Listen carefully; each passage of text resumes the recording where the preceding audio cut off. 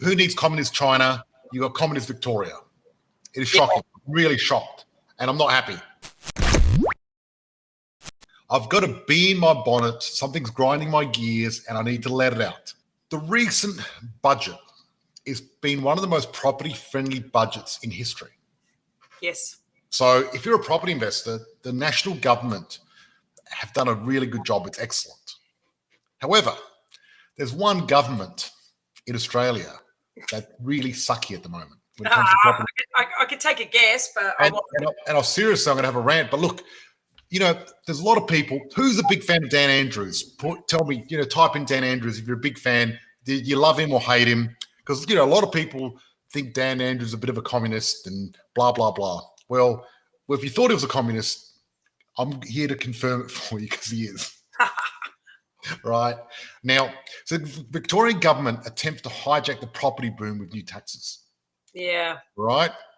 Yeah, I knew you were going to go on to this. So the Victorian government have decided to get all the investors, like seriously, they've decided that Melbourne lost a lot of money because of the pandemic. Yeah. Right? And one thing about Melbourne is the one thing that, 40% of the money that comes into Melbourne, the state government, comes from property. Yeah.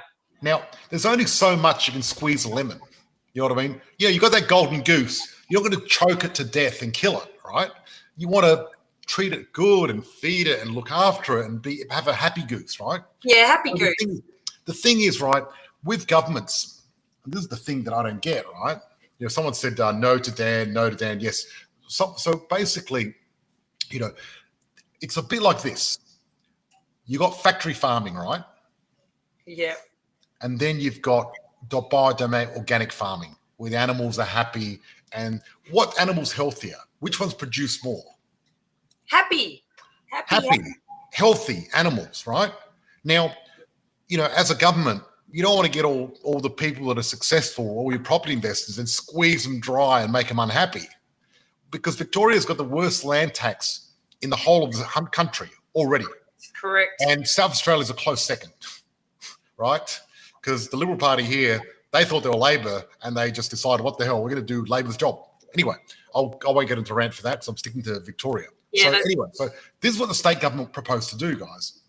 So the government has announced a new windfall gains tax, a premium stamp duty rate, and land tax hike to help increase the state's revenue base following the economic shock of the pandemic.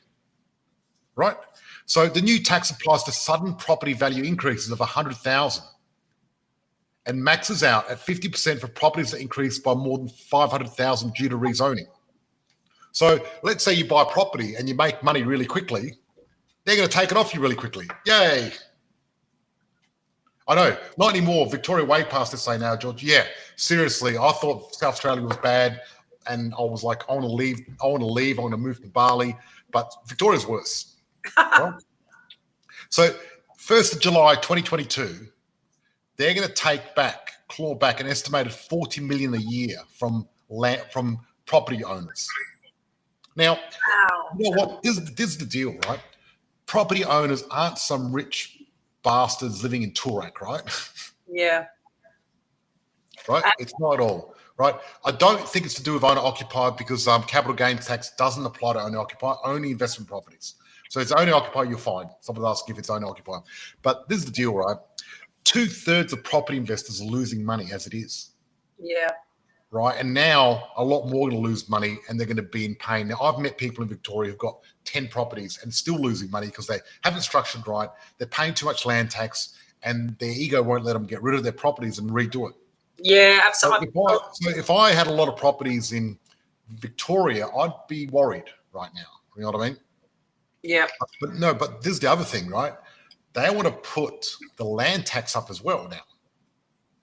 Even though it's the worst land tax in the whole country, they want to just make it worse. It's like double dipping, just. So they want to get an extra $380 million a year through land tax hike. So for investors, right? PPR exemption has been removed too, Georgie. You're kidding. Wow. Okay. Well, so property has been removed too. So seriously, who needs communist China? You got communist Victoria. It is shocking. I'm really shocked. And I'm not happy. You know, Dan, shame on you, Dan. Shame on Dan. Shame. No. So this is the deal. For investors, right? You know what's going to happen? Their land tax cost is going to go up by 19% for properties worth more than 1.8 million. Wow. Right? That's a huge increase. Like, the government is also introducing a new premium stamp duty rate for property transactions greater than 2 million. Now, if you live in Melbourne, you know to get a property worth more than 2 million is not hard. It's easy. Yeah. Yep. So, where did you get the info? I'd like to look it up. I'll share. I'll get my team to add a link here tomorrow during the day. All right. So the premium stamp duty rate for over 2 million, the government expects this to impact fewer than 4%.